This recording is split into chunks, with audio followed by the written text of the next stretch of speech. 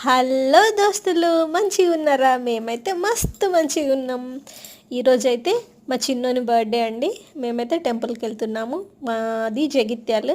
మా జగిత్యాలకి దగ్గరలో ఉన్న పెంబట్ల టెంపుల్.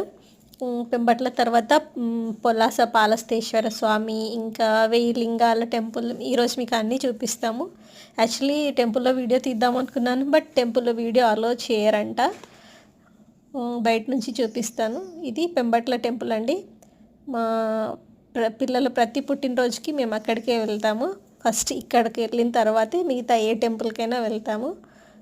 ఇది పెంబట్ల టెంపుల్. ఇక్కడ శివరాత్రి రోజు చాలా గ్రాండ్గా జరుగుతుందండి జాతర, 3 రోజులు. ఇది పెంబట్ల టెంపుల్.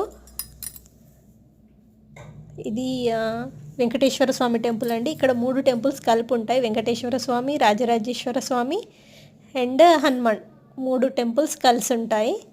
ఇది వెంకటేశ్వర స్వామి, పక్కనే చిన్నగా హనుమాన్ టెంపుల్ ఉంటుంది. 3 టెంపుల్స్ ఒకటే ప్రాంగణంలో 3 టెంపుల్స్ కలిపి ఉంటాయండి. ఇది హనుమాన్ టెంపుల్. ఇక్కడ నుంచి మేము ఇప్పుడు 1000 లింగాలు, ఇక్కడ 1000 లింగాలు అంటారు. 1000 లింగాలు ఉంటాయి. యాక్చువల్లీ దాన్ని కోటి లింగాలు అంటారు ఇక్కడ, బట్ లింగాలు మాత్రమే 1000 ఉంటాయి. ఇది ఇక్కడ కూడా శివరాత్రి రోజు చాలా గ్రాండ్గా జరుగుతుందండి జాతర. ఇది ఇక్కడ అభిషేకం చేస్తారు. అభిషేకం, రుద్రాభిషేకం. పక్కన చుట్టూ గ్రీనరీ చాలా బ్యూటిఫుల్గా ఉంటుంది. ఇక్కడ ఉంటే ఉన్నంతసేపు అక్కడే ఉండాలనిపిస్తుంది. చూడండి, మా పొట్టిది కోడిపిల్ల కావాలని అలిగింది. ఇక్కడ నుంచి మేము పాలస్తేశ్వర స్వామి టెంపుల్కి వచ్చామండి.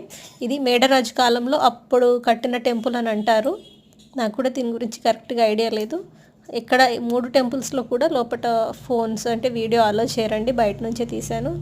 బట్ చుట్టూ గ్రీనరీ, వర్షాలు వచ్చాయి కదా, ఎంత బాగుండిందో గ్రీనరీ, చాలా బాగుండింది.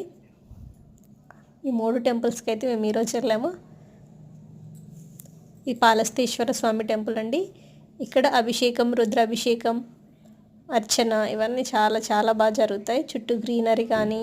ఇక్కడ కూడా 3 టెంపుల్స్ ఉంటాయండి. Palasteshwara Swamy temple and Hanuman temple and ఇంకొకటి